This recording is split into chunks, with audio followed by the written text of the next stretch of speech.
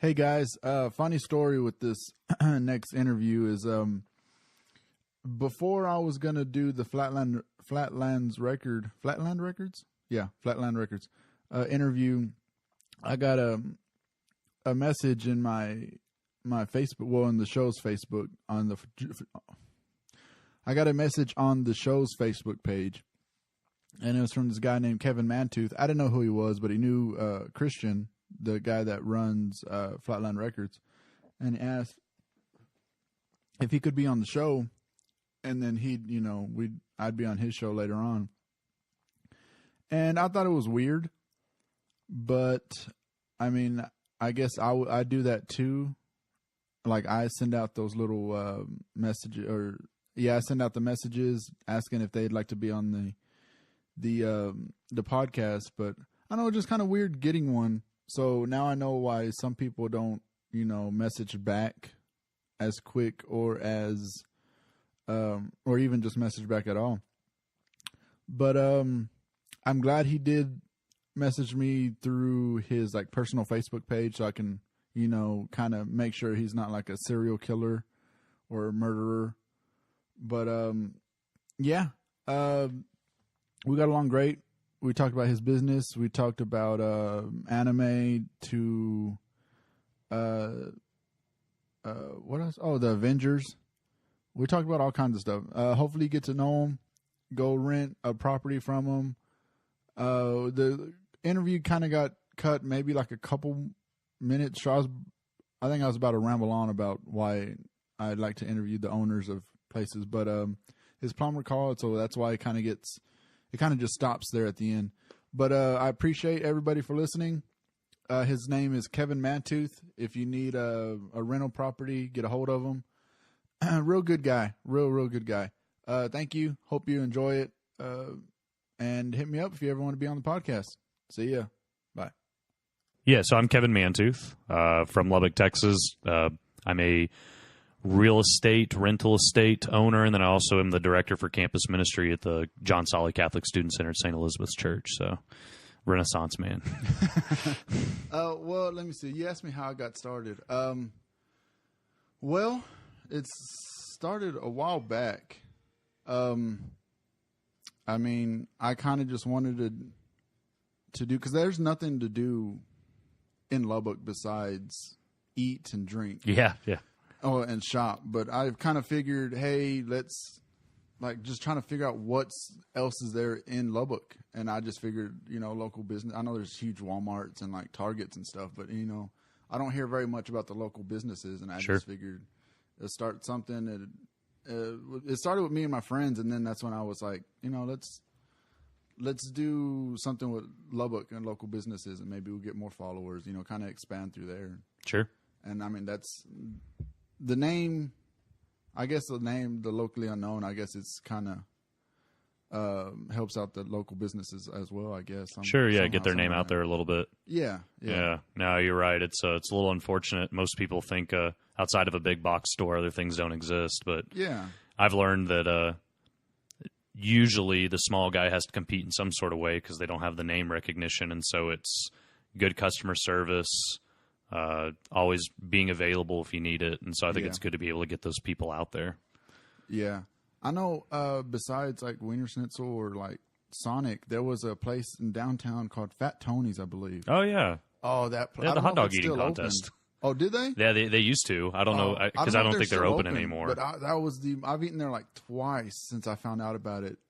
And I live in Wolford, so it's kind of too far. A little far, yeah. But it was it was great. I have a buddy that when he was at Tech, he actually he was good at a bunch of different random things, and one of them was eating. He could out-eat anybody. And so he enters the Fat Tony's contest, and I don't remember, it ended up in the Avalanche Journal, but it was something like he won, and let's say he ate 45 hot dogs, and the next guy only could do 20. He just... Oh, wow, really? So what he did is he went off to the races, and he got 10 or 15 down, and then he just started matching the guy for every hot dog he ate. So it's just... But it's just crazy. Dude, I don't know. I think it just has to be a talent. I know. I watched the Nathan's hot dog eating contest, and that's probably the nastiest contest I've ever watched. Yeah, it makes you feel a little better about yourself. Yeah, they're over there dunking it in water and then just eating the hot... I was like, oh... It's not good when you're actually at a restaurant eating and they have like on 4 TVs that it's just.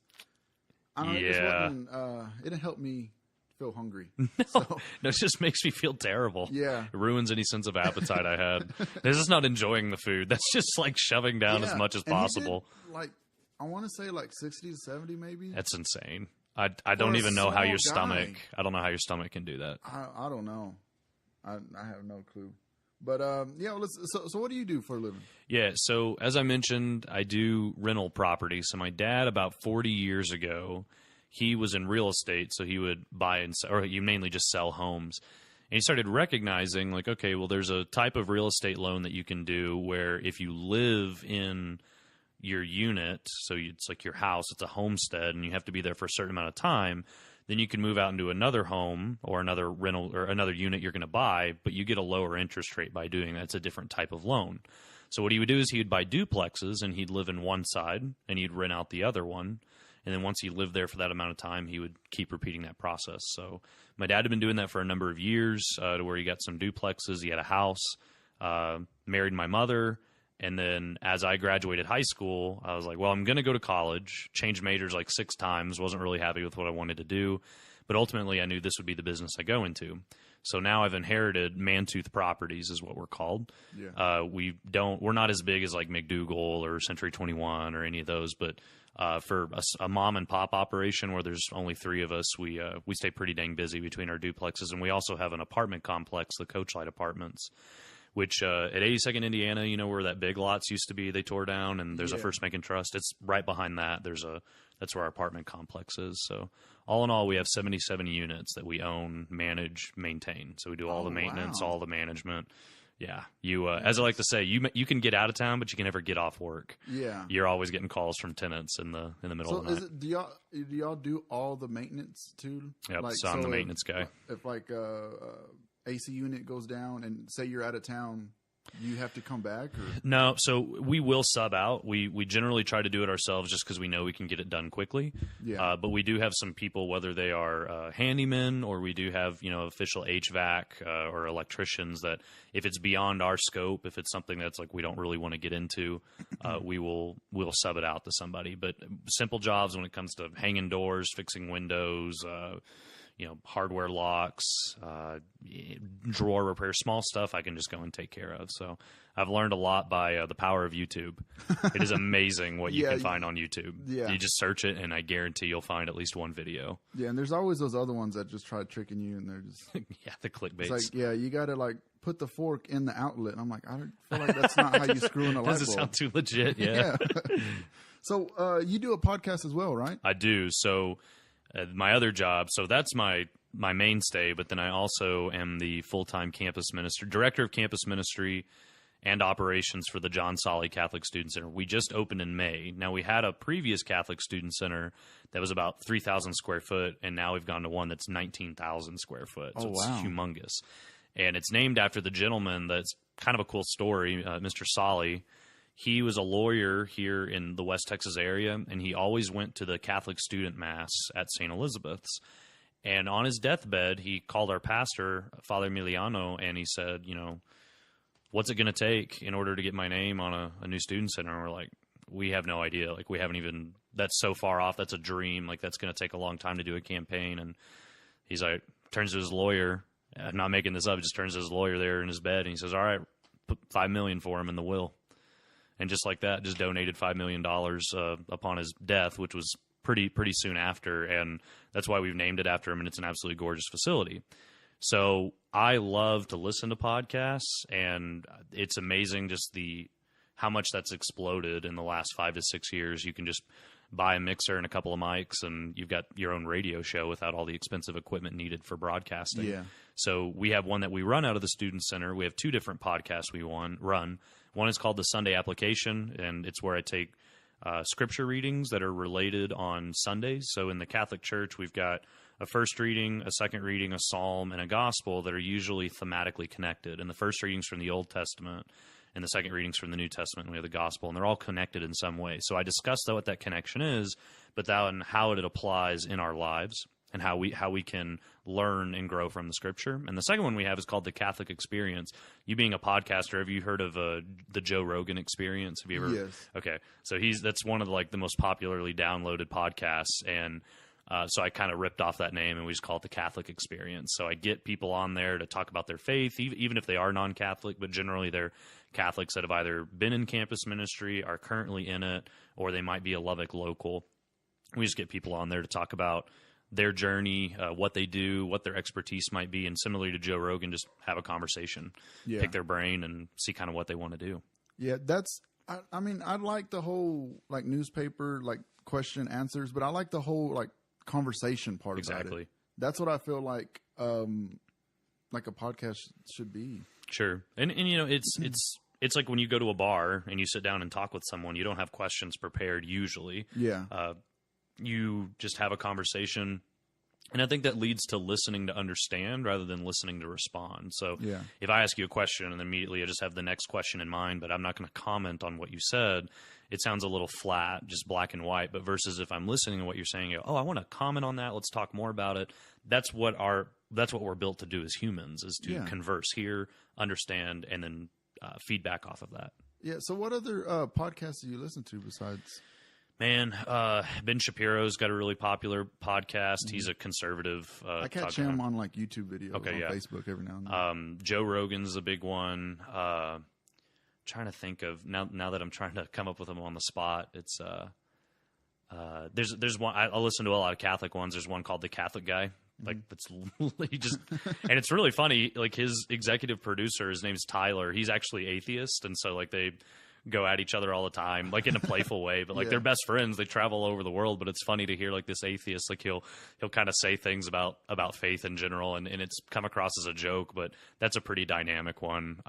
There's another one called Catching Foxes, where guys get on and talk about theology and philosophy and world religions, and so that's mainly what I'll listen to. I mostly listen to before they went to Nashville, Bobby Bones. Oh, yeah. He has, I think the Bobby Cast, I think is what it's called. Okay. I listen to that every now and then, but I mostly just, since they took it off the radio, I just catch up on the radio show.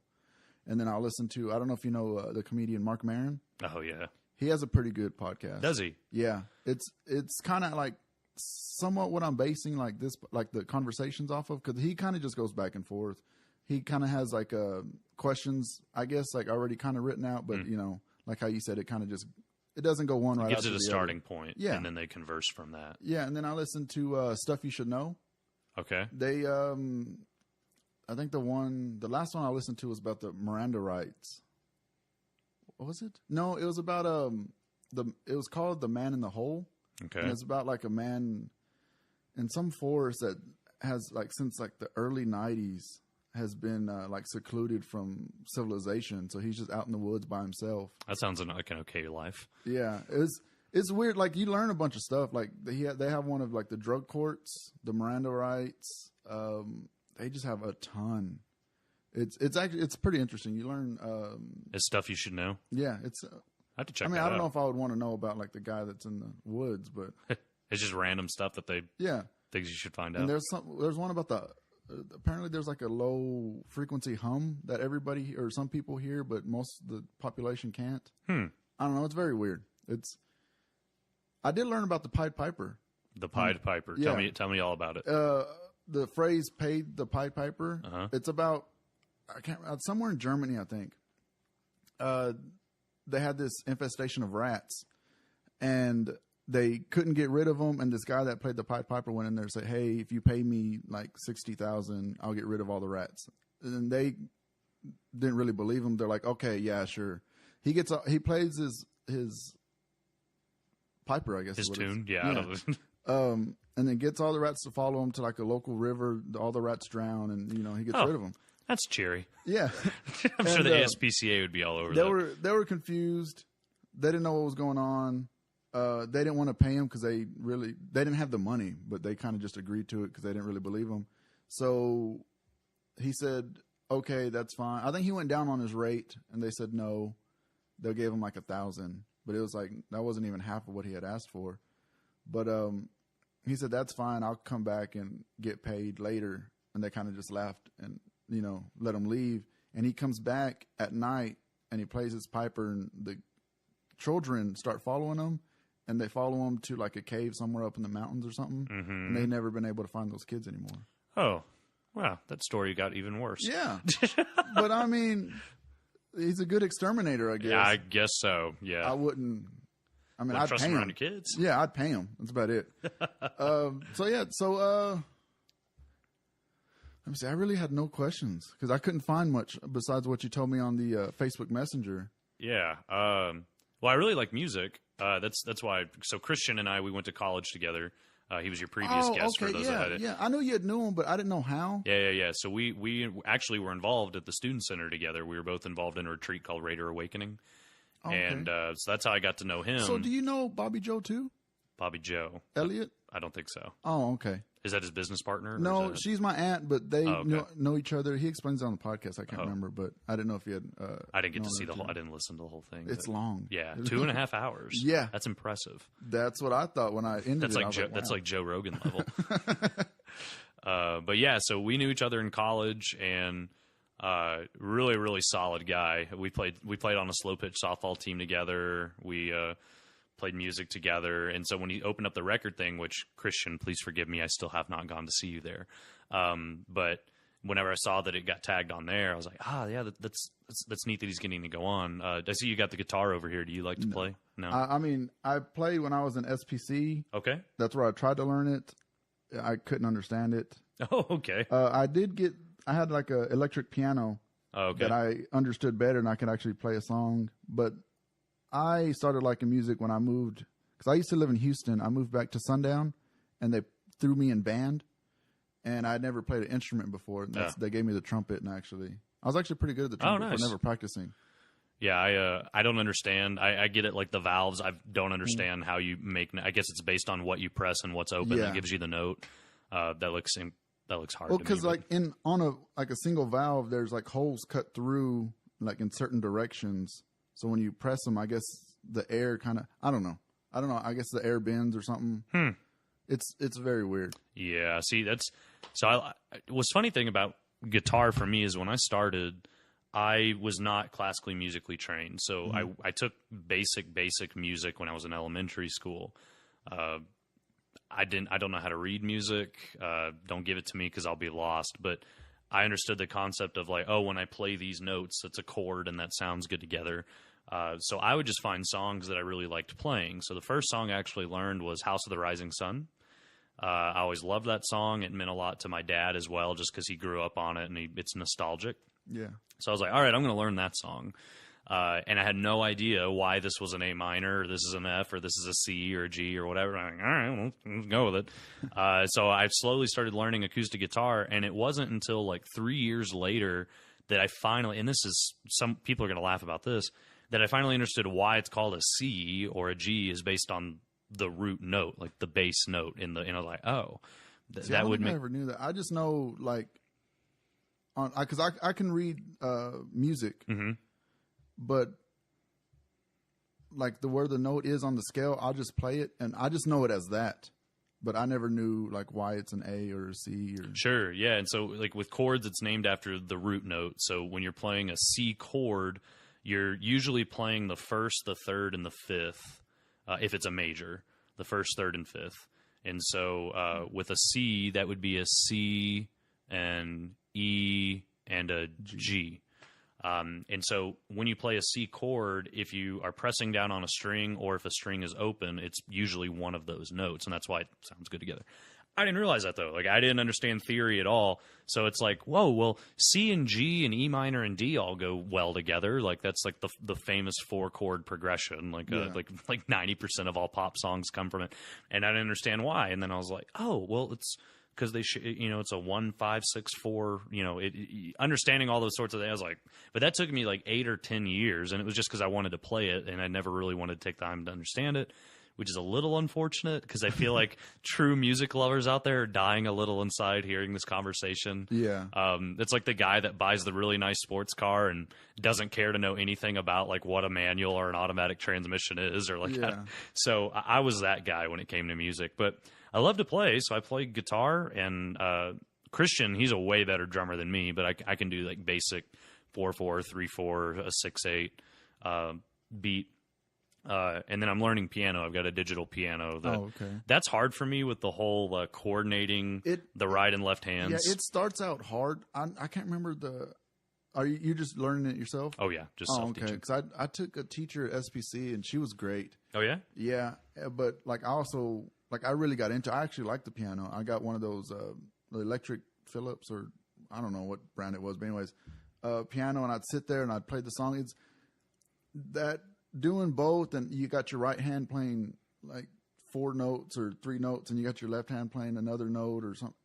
That I couldn't really grasp that part, but I mean, it just kind of comes with time. Yeah, I've got some good friends that they're players over at the Louie Piano Bar over in the Depot District, and it's so funny because I'll say they're like, "Oh, how's it going?" And I was like, "Man, I still can't do this," and they're like, "Okay, yeah, you just have to practice. Like, there's nothing there's no tip or trick. Like, it just comes with practice." But those guys, they're pretty dang good because they learn.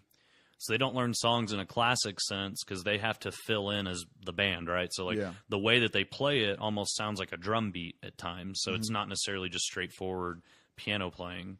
But they're incredibly talented. Like you just say, you can give them the progression, say what key it's in, and they can just pick up and start playing, if they've never heard the song. So they're a lot of fun to play with. Yeah, I know. I went there. I don't go that much because I think it's because I'm getting old. It's just too loud for me. How old are you? I'm 29. Oh, you're not that old. But I'm 26. At least I hope you're not that old.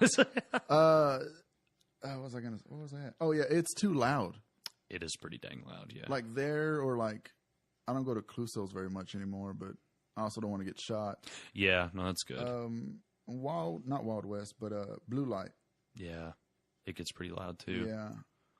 But that's the problem with live music is, I guess they want everyone to hear it, but it gets really deafening after a while. Yeah, but I've seen them pick up they got instruments on the wall. Mm-hmm. I've seen them pick up a trumpet and play it, and I'm like, wow, that's pretty impressive. Yeah, there's a guy there named Kevin and another named Quentin, and Quentin and Kevin both can play saxophone. So they did they'll do Superstition by Stevie Wonder, and they'll both do the dual saxes, like one's an alto and one's a soprano, and they'll play that, and then they'll each get a solo with it. Quentin also knows the fiddle, or I guess the violin, but the fiddle style part to Devil Went Down to Georgia. Yeah. So he gets up there and does that. Mark Guerrero, he can play accordion, so he'll do a lot of Spanish songs he's pretty good. And then Brian, he can play guitar. Quentin can play guitar. They can all play bass. They can all play drums to a certain extent. But yeah, I guess more the off the wall, literally instruments are like those saxophones, the fiddle, and the accordion. Yeah, because is it just called Louie Louie's? Yeah, it's called Louie Louie's Piano Bar. Yeah, so I mean, you'd figure you'd go in there, you just see pianos, but they got instruments on the wall, and I never had seen them pick one up until one time, and I was like, wow. Like I said, that's impressive. Yeah, they're pretty dang talented. So you into movies? What? Yeah, man, I love movies. What was the last movie you watched? See, I don't go to the movie theater as much as I should. Now, the last movie I saw in theaters was actually Infinity War. Okay. So it's been a while. Yeah. The last home movie I saw at home, and that's different with Hulu and Netflix and everything. Mm-hmm. But the last Blu-ray movie I sat down in my home. I have a self-made home theater. Is Friday Night Lights. I just rewatched that. Oh, I haven't watched that one in a while. Yeah. That's with Billy Bob Thornton? Oh, Billy Bob. Yep. What's the one? Which one has Denzel? Remember the Titans. Yes. Okay. Yeah.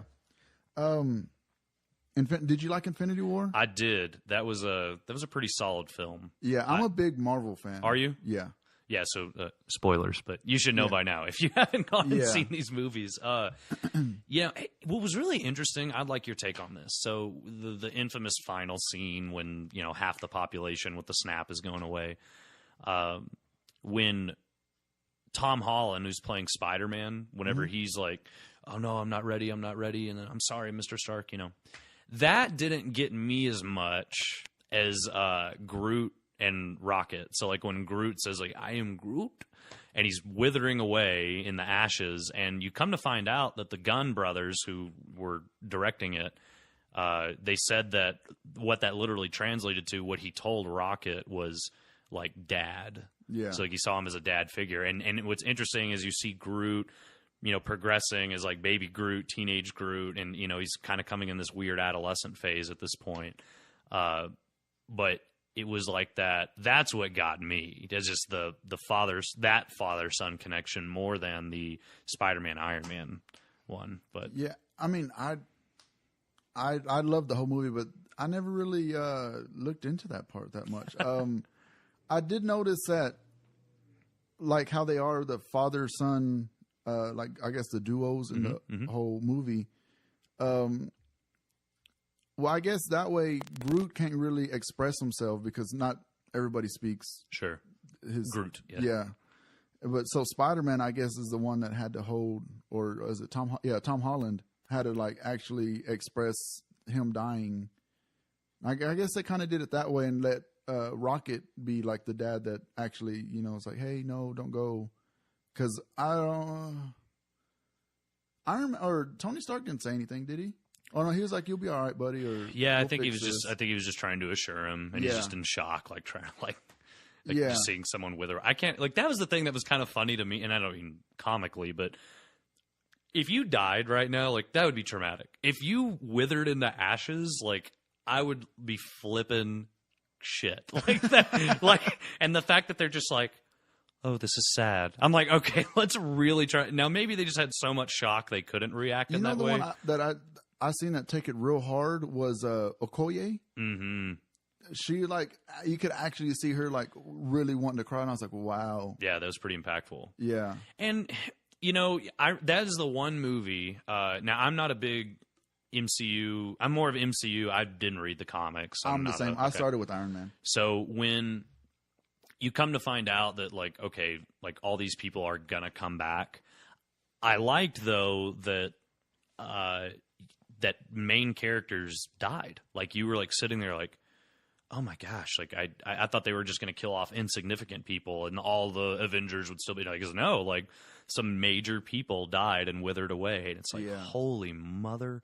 It was really impactful, so much so that it's the one movie in my life that emotionally affected me that much that I was so angry and upset that I got up. I was with friends.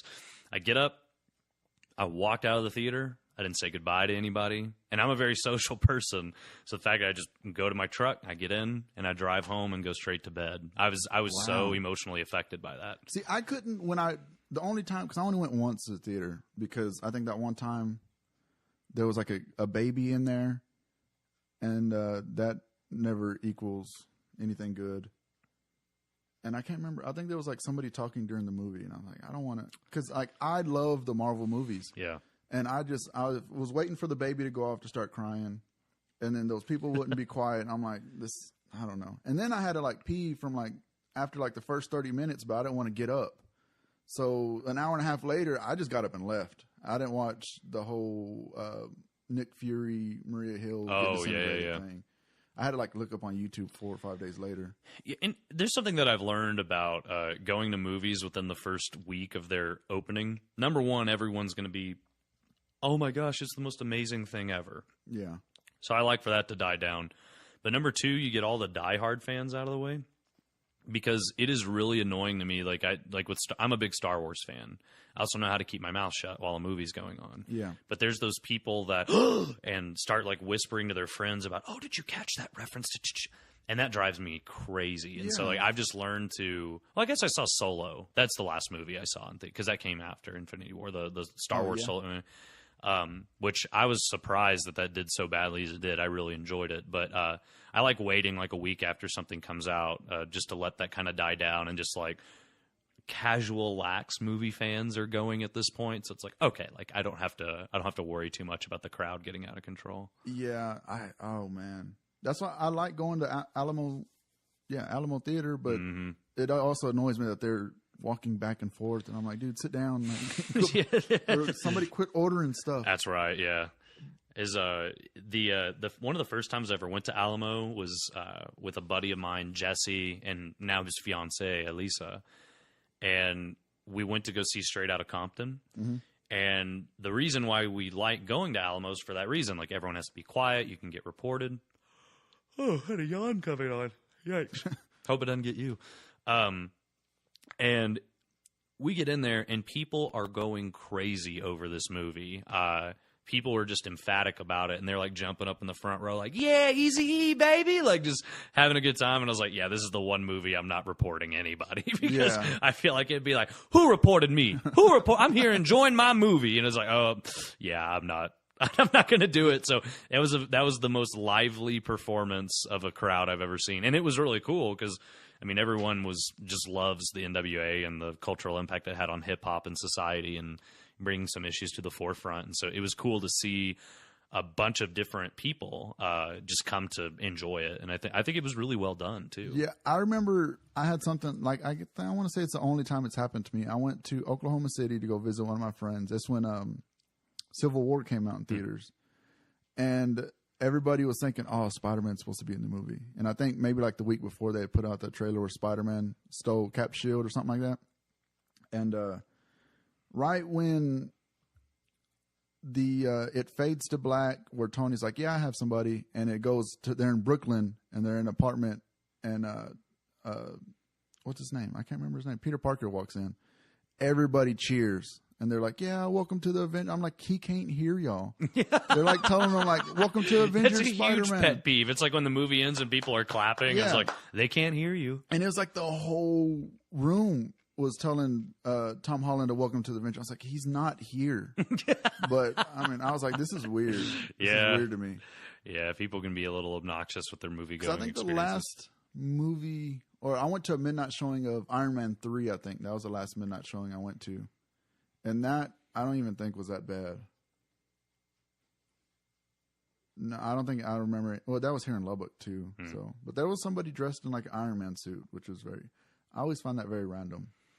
Yeah, especially at Comic-Con, too. Yeah. Have you ever been to one? I've been to the one here in Lubbock. I've never been to like the huge ones. Yeah, I've yet to ever go to a single one. I've got some friends that are really big into it, and I think if it were the right so maybe not Comic-Con. I don't know if that's the generic term for like any sort of like cosplay convention. Yeah. But like I'm a really big anime nerd. I don't know how you do with anime, but I'm mostly just into like Dragon Ball Z. Oh yeah, okay, good. I think that's really the only anime I'm into. I think. Yeah, that was or I Dragon love Ball that show Super too much. Too.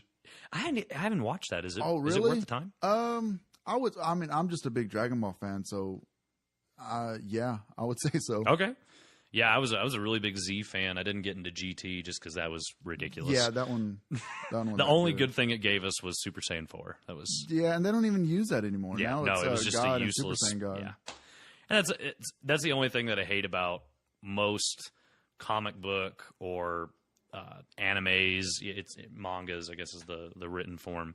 Is like the term power creeping. Mm-hmm. So it's like everyone makes fun of when Vegeta in Dragon Ball Z when he's like over 9,000. Like that was the most amazing level anyone had ever seen. And then it takes 20 episodes later, and it's like 20 quadra. It's just it's like, why do you try and gauge it? Like in normal human interaction, there's like only so much strong you get. It's how cunning you are, like how good you are at outsmarting your opponent. And then a lot of these shows, it's just power ups. Like when I heard about Dragon Ball God mode or like Super Saiyan God mode, I'm like, you've got to be kidding me. Like, why is this now a thing? Like it can't just be like I outsmarted the opponent. It has to be this. They're going to start running out of superlatives to be able to describe like what they're doing. It's just crazy. I don't know. But I did hear that for the Infinity War movie that they did have to power down the I can't remember the Black Children or whatever Thanos' little goons are. Oh, yeah. The Black Order, maybe? The Shadow Order? I think I can't remember what that's called. I don't know, but they said they were too powerful. If they would have left them the way they were, I mean, just destroy everybody. Pretty much. Yeah, which makes sense cinematically because I mean, no one's going to want to watch Iron Man and everybody else get wiped out in the first 4 or 5 minutes, and then Thanos just kills everybody. Yeah, and they wouldn't make a 2.5 hour, 3 hour movie. Yeah, Here's the weird deal about that movie, and there's always plot holes and disagreements, and I'm nothing new is what I'm about to say, but if in the comics for the Infinity Gauntlet arc, the reason why he does that is because Thanos was originally in love with Lady Death. I don't know. Have you heard this description? Okay. And so that's why he wants to kill so many people, because he wants to make like a gift to her, like an offering. Like, look, I've brought so much death. I want you to be impressed with me. Mm-hmm. And that's like, okay, that's really twisted, but that makes sense. But like when he says that because of a lack of resources and because people are killing themselves out, it's like, couldn't you just use the Infinity Gauntlet to like make more natural resources for people? Like, I mean, like if you have if you have all these amazing powers, like I just feel like there's other ways of solving his problem. I thought it was trying to, and maybe I'm reading too much into this. I thought it was trying to make like a social or political context of like, we're going to eat ourselves to death, or we're going to take all the natural resources, so we better stop now, and this is the way it needs to be solved. And I kind of feel, I mean, even if he would have made more resources, I kind of feel like it's still going to end up later on. He's going to have to do it again. Either way, if he would have made resources or still cut off half the population, so many years later on, he's going to end up, or someone's going to end up having to do the same thing. Yeah. So, I mean, you can make like an infinite amount of resources, I guess. I don't know if you can do that. They are called Infinity Stones. So. They got infinite powers. Yeah. I don't know, man. It was still a good movie though. Like I really enjoyed it. Mm-hmm. Did you hear about I think it's James Gunn that like he got fired from the project? Yeah, I did hear they may use his script. They're not bringing him back. See, I saw the actors like put out that plea like to say like bring him back. I guess they're deciding not to. I heard yesterday this morning. It was like mostly Instagram like pictures and stuff that they're not going to bring him back. That Kevin Feige, I think, was supposed to be at the interview they had about bringing James Gunn back, but he wasn't there. But he was saying that he wanted him back, but he's not going to go against what Disney said. I mean, I wouldn't either. That's his. Yeah, pretty much his boss. It'll be interesting to see how much the directorial style changes then, because I mean, anytime you bring in another director, if they're trying to do everything by the book as to how that other person did, they're always going to put their own touch on it. And you know what director I liked was the one that I can't think of his name, but it's the one that did Ragnarok. I think he did a fantastic job with Ragnarok. I think he did too. I enjoyed that. That's probably one of my favorite MCU movies. I really enjoyed that. I like that. I did like The Winter Soldier. Mm-hmm. That was like a good like a spy movie. Yeah, no, I enjoyed that one as well. All the Thor movies have been pretty. I think the second one was just kind of a placeholder one, but so far, like the Thor specific movies have been my favorite. The first one I really didn't like. Okay, I mean, it was more. I mean, he was trying to find himself throughout the whole movie. That's true. So I really didn't like that part. The second one was okay. I think Natalie Portman was like the best part about both movies. Yeah. The third one I liked. But I think it was just the third one there was more action going on. Yeah, there was a lot going on. Throughout the whole movie. Because at the end of the second one, it was mostly just towards the end, really, I think. I haven't watched that one in a while. Yeah, Ragnarok's the most recent one I've seen, so that's what I keep remembering. But and Iron Man kind of became the same way for me a little bit. I just liked... He's my favorite because like his technology just looks super cool. Like in Avengers, when he gets thrown out the window, that was like my favorite part of Avengers. Yeah, and it's I really like origin stories, so that's generally why I like the first of something. Yeah. So like the famous one that most people point to is which one's the best. The first or the sequel is the Dark Knight trilogy. Oh yeah. Because everyone loves The Dark Knight. Now, I would like to isolate that reason. Do you love it because of Heath Ledger's performance, or do you love it because he passed away and so that heightens it in your mind that it has to be your favorite? It's phenomenal, don't get me wrong, and it's one of the best acting performances I've ever seen. But I really like Batman Begins because it had that kind of darker... It wasn't as much of like a comic book. It was a kind of a darker tone on like how Batman came to be, and the whole League of Shadows stuff was really fascinating to me, and how he came to... I really like, and it's probably because I'm an idealist and a romantic at heart, is this like buildup of the character. Mm-hmm. So like the Godfather movies, for example, there's always that argument, Godfather 1 or Godfather 2. I really like Godfather because it's all about the rise of Michael, right? When in Godfather 2, you just see this descent into becoming a monster. And I don't like that. It's a good movie, but I hate seeing this guy that had been going up and up and up, and now he's going down and down and down in terms of like his moral character. And so it's the same way with The Dark Knight, is like you see all of a sudden he's not invincible, which is good because he's a human. Like you see he has weakness. And to see that this villain is challenging him psychologically and really making him expand his comfort zone in terms of black and white. Like, it's really cool to see that transformation. But I just love here's a good guy. He's rising as a good guy. Let's just treat him as a good guy. So that's probably why I like the first one best out of all three. But did you like the third one?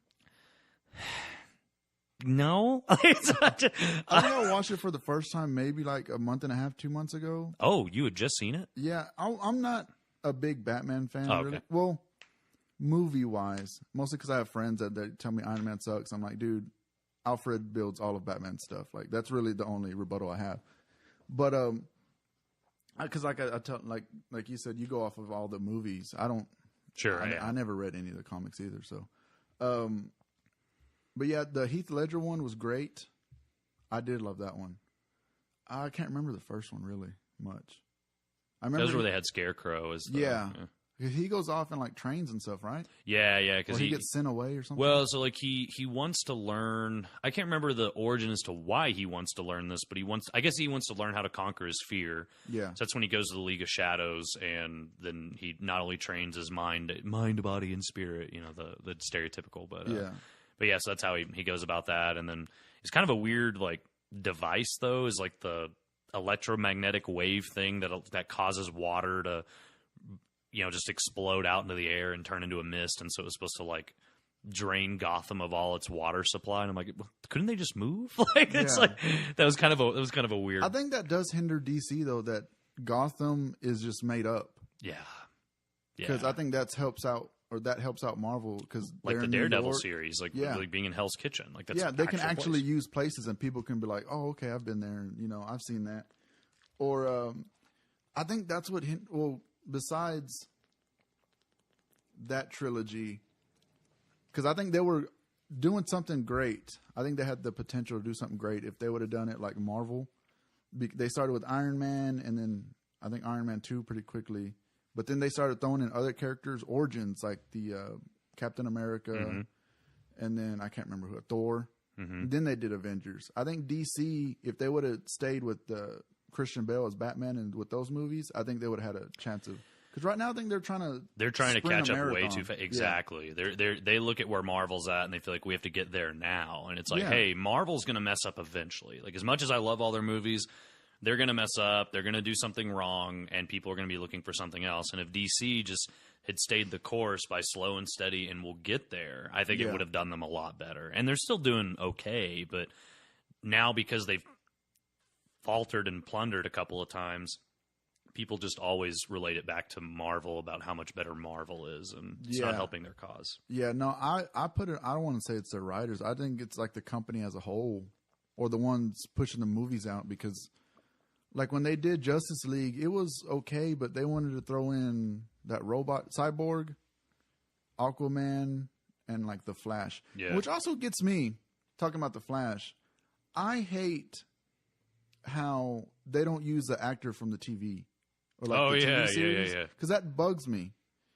I don't know why, but I just wish they'd use the same guy. Yeah, crossover a little bit there. Yeah, makes it a little more believable. But they don't have like back. Yeah, that's what I would think. But they don't have like backstories for like the Cyborg. They like go through them real quick during Justice League. I mean, with Avengers, you kind of had at least 1 to 2 movies of that one character before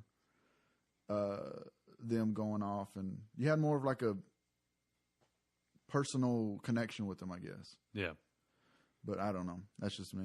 Man, I love the movies that come out with MCU, but I've been really impressed with the Netflix series that they've been doing with like Jessica Jones and Luke Cage, and Iron Fist sucked. Yeah. Don't at me. I will fight you. The worst Netflix series I think I've ever seen. Yeah, that one was. He's just overly emotional all the time, and it's like, okay, he can punch things. Good for you, Danny. I hated it. I actually only watched 2 episodes of it, and then I just read a synopsis online. Like, it was terrible. Really? No, I watched the whole. I didn't really like it, but I liked his. I can't remember her name in the show, but like her or his little sidekick that. Mm-hmm.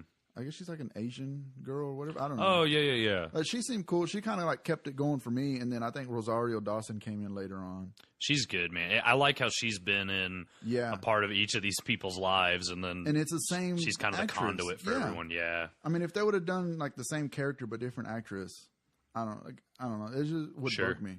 Yeah. No, and it's cool that they – like, I didn't know they were ever going to do a Defenders. So whenever you first saw Daredevil – and then I think Jessica Jones was the next one, and then it was Luke Cage, and then it was Iron Fist. By the time Iron Fist came around, then you're like, okay, these are going to start crossing over. Yeah. But it's neat how they give a very human characteristics to these people, like selfish motivations, like I don't want to be a part of this thing, or like this is just going to inconvenience my life. It's like, dude, like you can level a building. It's like, nah, I know, but it's not my problem, you know. And it. Like that, because that's what we do, right? It's like, I really need you to help me with this project. Yeah, I'm busy. It's like, no, but you could make it happen. And so when people fault a superhero in a movie, like, why won't you join and do something? It's like, well, it's just as equally attributable in your own life. Like, you also need to step up when you're called upon. But it's neat how these people live their own isolated kind of lives and they start to blend over. And the Punisher, man, when the Punisher showed up in Daredevil season 2 and then got his series, I was like, this is awesome. Like, John Bernthal, love him as an actor. He's a little one-dimensional. I think he can only play like one type of character. Yeah. But seeing him as Punisher, like, it was perfect. I heard him and Tom Holland like rehearse together for their parts. Really? I think so. Huh. I'm pretty sure. There's a pretty funny story about John Bernthal that he told on, I can't remember if it was Conan or one of those late-night shows. And he talks about that he goes to a comic book store in New York, and he's just going and picking up, like, Daredevil comic books. And he was an unknown actor. Like, he'd only been on, like, 1 or 2 other things. And it had just kind of gotten announced that he was the Punisher, but no one knew who he was. So he's in this comic book store, and these guys that are at the counter are eyeing him as he's going and picking up. And he comes over with, like, 10 different comic books. He's like, yeah, I need to buy these. And they're like... And he's like, "You're Daredevil, right? You're Punisher, right?" And he's like, "Oh yeah." And they're like, "Wrong." And they go and start throwing these comic books back on the shelf, and they say, "If you're going to do this right, and you are not going to screw up the Punisher like everyone else has, you're going to read this comic book. You're going to read this And so they like gave him like 12 comic books and said, "You read these and you stay religious to it, and this is how you do it." And he's like, that's when I realized like how serious fans were when they didn't even really know who I was, but they did, and they made the connection. They're like, this is what you're going to do this successfully. He's like, they take it serious. It's like their kid. Like I think it's weird how great everybody or every actor that's been in part of like the MCU, whether it's Netflix or the big screen or the ABC series, all the actors are like great for that role. Yeah. From Thor to Iron Man to the Punisher to Doctor Strange. Benedict Cumberbatch doing that is phenomenal. I know. I heard maybe it was on one of the deleted scenes or extra features, but he walks into I think a coffee store or a Starbucks or something, dressed as Doctor Strange. Like they were shooting a scene, and I guess he had a break, and he walked in there, and that's funny. Everybody kind of just like looked at him like, "What the hell are you wearing?" And you're right. Like the people that they chose to do the characters, like. I don't know if you've watched the Edward Norton Hulk or the Eric Bana Hulk that were like in 2004, 2005. Mm-hmm. But Mark Ruffalo, because the Hulk is an incredibly smart guy, like Dr. Banner. Yeah. And I don't know how many like PhDs you've like really sat down and talked to, but like most of them are, I wouldn't say like socially awkward, but they are so smart that like they're constantly thinking about their work. And so sometimes like the conversation isn't supernatural. Like it is a talent they have to really work on, and I think it's kind of a personality characteristic that comes with being incredibly intelligent. And Mark Ruffalo you can tell, like, when he engages in conversation with people, he's, like, nervous and angsty, and it's like, that's a really good hidden detail, because Eric Bana, like, you know, he doesn't break a sweat talking with people, and Edward Norton is just worried about how he can transform into a monster, but he's not socially... And so I really loved that aspect they did. Like, all these guys and gals put incredible thought into... how this character would act when they're being a superhero or when they're just being regular in society. And I think that's important to establish that nexus and that connection to I think the regular only person. one that doesn't have both like regular citizen and superhero where they can cross over, it would be Black Widow. Because she I wouldn't say she was born and bred, but she was like bred into being what she is now. So she's like constantly looking over her shoulder, you know. Mm-hmm. Well, and you might know this. This really shocked me. The girl that she's in love with, not Ultron. What's his name now? Vision. Yeah, Vision. Scarlet Witch. Okay, yeah. Did you know that that's Mary-Kate and Ashley Olsen's sister? Yeah. Okay, it's like I think they're older sister. I think she's Maybe. younger than them. she is. Yeah, Okay. yeah. I know how to be one. I think it's Elizabeth Olsen. But yeah, I looked at her and I'm like, that looks like a '90s child star. And so I looked at it. I was like, holy crap! It's actually her sister. Like that's insane. Yeah. And she's had a more stable life too. I never. But the other ones are like super rich, from what I hear. Yeah, because I think they have like a clothing line, or they were not a ton of stuff back in the day. Yeah, or but they weren't doing too well there with some of their extracurricular activities. So I'm glad they cleaned up. Yeah, but I love the Marvel movies, man. Yeah, they're phenomenally done, and they know what they're doing, and like even some of their actors are a little bit different, but like I love Paul Rudd as Ant-Man. Yeah, like he does a really good job with that, like having that quirky characteristic. But yeah, well, hell, man, we're 50 minutes in. Yeah. And do you have anything else you want to say or plug or? Man, I really like what you're doing. It helps me get my name out there. If you're ever looking for rental property or anything, you can find me on Facebook. My name's Kevin Mantooth. And we're always willing to help try and find a place. So that helps. Like the real estate market's getting ever competitive. And so it's always good to make yourself shine in some way, which we try and do with customer service. We answer 24/7. So I really appreciate you like doing this opportunity, like to get people's names out there and even just have a conversation. It's good to get that recognition out there, and someone has to fill that role. And I appreciate you doing that with that. But no, I enjoyed coming on today. It was a lot of fun. It has been, and I get to meet new people. But I wanted to do this because I mean, I guess I should have said this at the beginning, but it's like I like to know who I'm buying from. It's like with Apple, you knew Steve Jobs or Tim Cook. Like, you know, Ronald McDonald doesn't really sell you the burger. My plumber just called me and said 911, so I have to call them back right now. Okay, well, we can go ahead and just wrap it up then. Okay, cool. Thanks for having me on. Yes, sir. I appreciate it, Domingo. You have a good one, bud. You too.